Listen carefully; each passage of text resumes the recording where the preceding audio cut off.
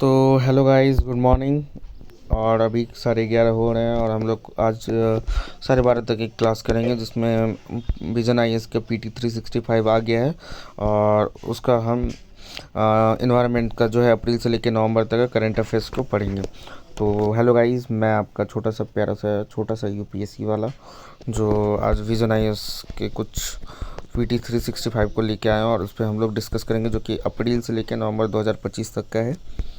तो अब हम लोग आगे देखते हैं और इसमें बहुत सारे पार्ट्स हैं, जैसे कि जैव विविधता, वन, तीसरा है पॉल्यूशन, मतलब बहुत सारे सतत विकास जो सस्टेनेबल डेवलपमेंट है, फिर डिजास्टर मैनेजमेंट भी है इसमें। और उसके बाद क्लाइमेट चेंज के बारे में हम लोग भी पढ़ेंगे थोड़ा सा। और उसके बाद क्यों कौन से स्थल सुर्खियों में रहे हैं, ज्योग्राफी का भी थोड़ा सा देख लेंगे क्या कह रहा है ज्योग्राफी में, इन्वायरमेंट का भी बहुत ज़्यादा हाथ है तो हम लोग इसके बारे में पढ़ते हैं। तो जब विविधता, बायोडाइवर्सिटी, वन्य जीव और संरक्षण, वाइल्ड लाइफ एंड कंजर्वेशन में, जिसमें आईयूसीएन के बारे में पढ़ेंगे। आईयूसीएन की विश्व संरक्षण कांग्रेस सुर्खियों में क्यों रहा, अंतर्राष्ट्रीय प्राकृतिक संरक्षण संघ आईयूसीएन की विश्व संरक्षण कांग्रेस 2005 अबू धाबी में, जो ये इनका जो मीटिंग हुआ था अबू धाबी में, आप जैसा देख सकते हैं। सदस्यों की सभा प्रस्तुत प्रमुख प्रभाव 2045 की राह पर प्रकृति के लिए एकजुट होकर 20 वर्षीय के रणनीतिक विजन अपनाया।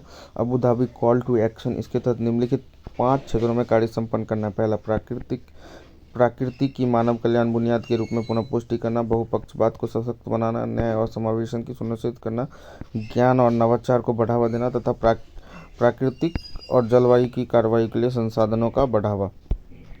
नए सदस्य, इसमें आईयूसीएन में 100 से अधिक नए सदस्य शामिल किए गए हैं। इनमें 6 नए देश आर्मेनिया, तजाकिस्तान, मार्शल द्वीप, गैबॉन, तुवालू और जिम्बाब्वे ये शामिल हुए हैं।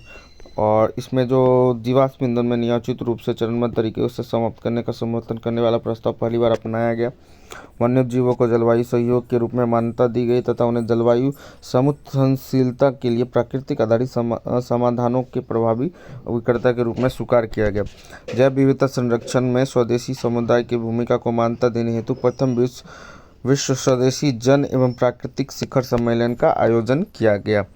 अब देखते हैं इसके बारे में कुछ इम्पोर्टेंट छोटा सा में दिया। अंतर्राष्ट्रीय प्राकृतिक संरक्षण जिसे हम लोग आईयूसीएन बोलते हैं, अंतर्राष्ट्रीय प्राकृतिक संरक्षण आईयूसीएन उत्पत्ति, इसकी स्थापना 1948 में हुई। वर्तमान में यह विश्व के सबसे बड़े और सबसे विस्तृत पर्यावरणीय नेटवर्क है। सदस्य इसमें 1400 प्लस सदस्य हैं, जो देश, गैर सरकारी संगठन, शोध संस्थान, भारत भी सदस्य है। आईयूसीएन वर्ल्ड कंजर्वेशन कांग्रेस का सदस्य सभा सर्वोच्च शासी निकाय है। इसकी बैठक प्रत्येक 4 वर्ष में एक बार आयोजित होती है। इसकी मेजबानी आईयूसीएन की किसी देश द्वारा की जाती है। आईयूसीएन परिषद वर्ल्ड कंजर्वेशन कांग्रेस सदस्यों के बीच मुख्य शासी निकाय के रूप में कार्य करती है। प्राकृतिक संसाधन प्रबंधन के लिए विश्व भर में हजारों क्षेत्रीय परियोजनाएं संचालित करना है। संरक्षित क्षेत्रों पर IUCN report, IUCN world commission on protected areas द्वारा जारी आईयूसीएन वर्ल्ड एरिया आउटलुक 4 आदि है। संबंधित सुर्खियों में भारत का राष्ट्रीय रेड लिस्ट रोड मैप और विजन 2025 से 30, Indian national red list road map vision. Bharat ने जैव विविधता संरक्षण को मजबूत करने के लिए national red list road map प्रस्तुत किया है। विजन, राष्ट्रीय स्तर पर एक समन्वित और सहभागितापूर्ण रेड लिस्ट प्रणाली स्थापित की जाएगी। यह प्रणाली भारत के विविध पारिस्थितिक तंत्रों में पाए जाने वाली वनस्पति और जीवों की वास्तविक संरक्षण की स्थिति को दर्शाएगी। दायरा, यह परियोजना एक 5 वर्षीय पहल है। इसका लक्ष्य लगभग 11,000 प्रजातियों में 7,000 वनस्पति प्रजातियों और 4,000 जीव जंतु प्रजातियों के विलुप्त के जोखिम का आकलन करना। इसका लक्ष्य 2030 तक वनस्पति और जीवों दोनों के लिए राष्ट्रीय रेड डाटा बुक प्रकाशित करना। नोडल एजेंसी इसे पर्यावरण, वन और जलवायु परिवर्तन मंत्रालय द्वारा प्रोत्साहित किया जा रहा है। भारत में ये भारतीय प्राणी सर्वेक्षण ZSI और BSI और द्वारा IUCN Bharat centre of species survival centre for species के सहयोग से तैयार किया गया। अंतर्राष्ट्रीय समय, यह परियोजना जैव विविधता अभी समय CBD और Kunming Montreal global biodiversity framework KGN जैसे अंतर्राष्ट्रीय फ्रेमवर्क के अनुरूप है। सुर्खियों में रहे आईयूसीएन के प्रमुख उपकरण की इंस्ट्रूमेंट। न्यूज़ में क्या कह रहे हैं तो आप देख सकते हैं। आईयूसीएन संकटग्रस्त प्रजातियों में लाल सूची मतलब संकटग्रस्त इसे 1964 में स्थापित किया गया था। यह प्रजाति को 9 श्रेणियों में वर्गीकृत करता है। इसे प्रति वर्ष में कम से कम 2 बार अपडेट किया जाता है। हाल ही में IUCN की लाल सूची में अपडेट किया गया है। वैश्विक आर्कटिक सील की 3 प्रजातियां विलुप्त होने के करीब पहुंच गई है। हरा समुद्री कछुआ भी एक क्रिस्टोन प्रजाति है। इस प्रजाति के लिए किए गए संरक्षण संबंधी निरंतर प्रयासों के कारण इसकी संरक्षण स्थिति एंडेंजर्ड से लिस्ट कंसर्न में सूचीबद्ध की गई है। भारत में 12 भारतीय पक्षी प्रजातियों की संरक्षण स्थिति में बदलाव किया गया, वहीं 4 प्रजातियों को अधिक संकटग्रस्त सूची में शामिल किया गया, जिनमें 4 प्रजातियों को अधिक संकटग्रस्त श्रेणी में शामिल किया गया। उनमें शामिल है इंडियन क्रॉसर, इंडियन रोलर और रूप्स टेल्ड लार्क को नियर थ्रेटेंड सूची में शामिल किया गया। Long build grass hopper warbler endangered सूची में शामिल किया गया। अन्य सिंथेटिक बायोलॉजी और प्राकृतिक संरक्षण पर प्रथम नीति अपनाया गया। पारिस्थितिकी संहार इकोसाइड का अपराध प्रस्ताव 61061 पर्यावरण को जानबूझकर क्षति पहुंचाने को अंतर्राष्ट्रीय अपराध के रूप में मान्यता दी गई है, जो अंतर्राष्ट्रीय आपराधिक न्यायालय ICC के अंतर्गत आएगा। IUCN की लाल सूची में शामिल श्रेणियां तो हम लोग देख लेते हैं। Not evaluated NEDD least concern, near threatened, vulnerable, endangered, critical endangered, extension in the wild और एक्सटिंक्ट। तो आंकड़ों का अभाव, डाटा DD किसी प्रजाति के विलुप्त होने के खतरे का अनुमान लगाने के लिए जो IUCN इस चीज़ को हम लोग बताते हैं। IUCN को जो सूची है इसमें क्या क्या है, तो हम लोग पहले है DD डाटा डेफिशिएंट, किसी प्रजाति के विलुप्त होने के खतरे का अनुमान लगाने के लिए उसकी आबादी या वितरण के बारे में पर्याप्त जानकारी नहीं है। LC लीस्ट कंसर्न, इस संकट मुक्त होता है। लीस्ट कंसर्न संकट मुक्त, इसका आशय यह है कि किसी प्रजाति की आबादी इतनी स्थिर है कि निकट भविष्य में उसकी विलुप्त होने की कोई संभावना नहीं है।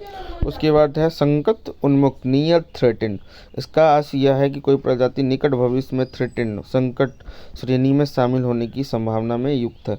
उसके बाद है वर्नेबल, इसका आशय यह है कि किसी प्रजाति के समक्ष अपने प्राकृतिक परिवेश से विलुप्त होने का उच्च खतरा बना हुआ है। संकटग्रस्त इंडेंजर, इसका आशय यह है कि किसी प्रजाति के समक्ष अपने प्राकृतिक परिवेश से विलुप्त होने का अधिक उच्च खतरा बना हुआ है। इसका आशय और गंभीर संकटग्रस्त, इसका आशय यह है कि किसी प्रजाति के समक्ष उसके प्राकृतिक परिवेश से विलुप्त होने का अत्यधिक उच्च खतरा है, एक्सट्रीमली हाई रिस्क बना हुआ है। उसके बाद है प्राकृतिक परिवेश में एक्सटिंक्ट इन द वाइल्ड, इसका आशय है कि प्रजाति अब अपने प्राकृतिक परिवेश अर्थात वन में नहीं है, उसके कुछ सदस्य केवल कैप्टिव अवस्था में या कृत्रिम परिवेश में है, उन अपने मूल प्राकृतिक परिवेश से बाहर जीवित है। विलुप्त मतलब होता है पर्याप्त साक्ष्य किसी भी प्रजाति के अंतिम सदस्य की भी मृत्यु हो गई। अब IUCN green status of species का प्रस्ताव IUCN ने 2012 के विश्व संरक्षण कांग्रेस में प्रस्तुत किया था और इसे 2021 में लॉन्च किया गया था। इसे IUCN की लाल सूची का आकलन एवं वैकल्पिक हिस्सा बना लिया गया। उद्देश्य प्रजातियों, पारिस्थितिक तंत्र और संरक्षित क्षेत्रों के संरक्षण की सफलता का मापन करना। यह लाल सूची पूरक है। लाल सूची विलुप्त होने के जोखिम पर केंद्रित है। संरक्षण की सफलता को रेखांकित करना। 8 ग्रीन स्टेटस श्रेणियां हैं। Extinct in wild, critical depleted, largely depleted, moderated depleted, slightly depleted, fully recovered, non depleted और तथा इंडिटरमिनेट। IUCN की लाल सूची में 100 से अधिक प्रजातियां को IUCN ग्रीन स्टेटस का दर्जा प्राप्त है।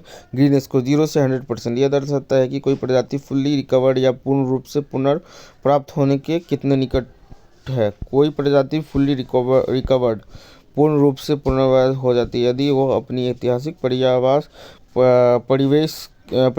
के सभी भागों में मौजूद है, मानव प्रभाव के कारण नष्ट हुए क्षेत्रों से सहित।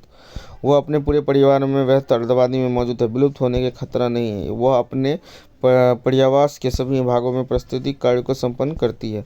केंटेन आर मिलर पुरस्कार, काजीरंगा के निर्देशक को राष्ट्रीय उद्यानों के नवाचार के लिए IUCN के केंटेन आर मिलर पुरस्कार से सम्मानित किया गया। यह पुरस्कार प्राप्त करने वाले पहले भारतीय थे। गठन, इसका गठन विश्व संरक्षित क्षेत्र आयोग ने किया, WCPA ने किया। WCPA अंतर्राष्ट्रीय प्राकृतिक संरक्षण संघ IUCN के 6 तकनीकी आयोग में से एक है। यह पुरस्कार राष्ट्रीय उद्यानों में नवाचार और संरक्षित क्षेत्र को साधारणीयता के लिए 2006 में शुरू किया गया। यह उन व्यक्तियों को सम्मानित करता है जिन्हें राष्ट्रीय उद्यान और संरक्षित क्षेत्रों में संरक्षण नवाचार किया हो एवं नेतृत्वकारी भूमिका निभाई। यह पुरस्कार प्रत्येक 2 वर्ष में एक बार IUCN WCPA द्वारा प्रदान की जाती है।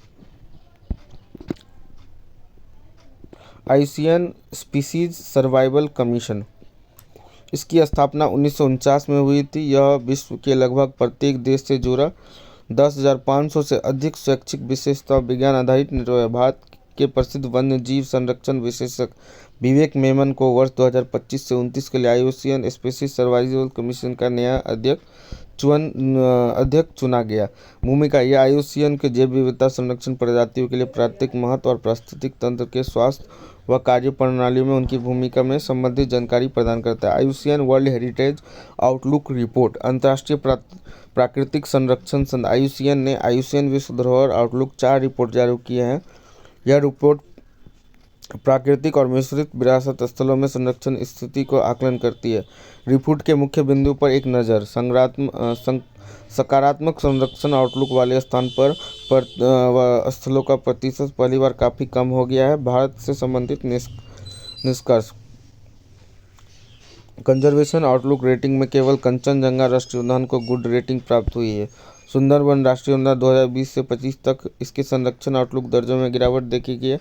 पहले इसे good with some concern rating दी गई थी, लेकिन अब इसे सिग्निफिकेंट कंसर्न रेटिंग दी गई है। मानस राष्ट्रीय उद्यान और पश्चिमी घाट भी सिग्निफिकेंट कंसर्न श्रेणी में है। मतलब भारत में अगर क्वेश्चन पूछ दिया गया कि IUCN के कंजर्वेशन आउटलुक रेटिंग में भारत का कौन सा राष्ट्रीय उद्यान जो है गुड रेटिंग में है, तो आप आंसर देंगे कंचनजंगा राष्ट्रीय उद्यान। और अगर बोल दे सिग्निफिकेंट कंसर्न रैंकिंग में है कौन कौन से हैं, तो आपको ऑप्शन दिया जाएगा सुंदरबन राष्ट्रीय उद्यान, मानस, कंचनजंगा राष्ट्रीय उद्यान, वाल्मीकि टाइगर रिजर्व। अब इसमें से आपको एक चूज़ करना है। 2 ऑप्शन देगा AB, BC या AC और AB, तो आप कौन सा BC, तो आप BC चूज़ करोगे क्योंकि सुंदरबन राष्ट्रीय उद्यान और मानस राष्ट्रीय उद्यान को सिग्निफिकेंट कंसर्न श्रेणी में रखा गया है। अब हमारा नेक्स्ट है शेर, पैंथेरा लियो। शेर का जो नाम है, जो टेक्निकल नाम है, उसको हम लोग बोलते हैं पैंथेरा लियो के शेर के लिए पहला ग्रीन स्टेटस असाइनमेंट दिया गया है। तो green status assignment for the lion. सुर्खियों में क्यों? IUCN ने शेर के लिए पहला ग्रीन स्टेटस असाइनमेंट जारी किया है। शेर के लिए प्रथम ग्रीन स्टेटस असाइनमेंट के बारे में अब क्या क्या है, इसके बारे में हम लोग चर्चा कर रहे हैं। शेर का ग्रीन स्टेटस, इनकी आबादी काफ़ी हद तक कम, लार्जली डेप्लेटेड हो गई है। विलुप्त शेर क्षेत्र, शेर उत्तरी अफ्रीका और दक्षिणी पश्चिमी एशिया में विलुप्त हो चुका है। संरक्षण पश्चिमी और दक्षिणी दक्षिणी अफ्रीका तथा भारत के कुछ हिस्सों में किए गए प्रयासों से संभावित विलुप्त को रोकने में मदद मिली है।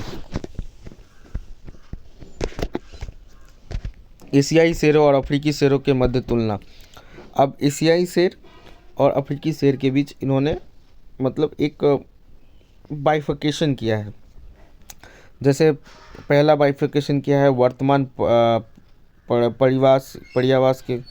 पर्यावास या उसको परिवेश जहाँ वो लोग रहते थे। भारत में केवल गिर राष्ट्रीय उद्यान में है। उप सहारा अफ्रीका सवाना और घास के मैदान में।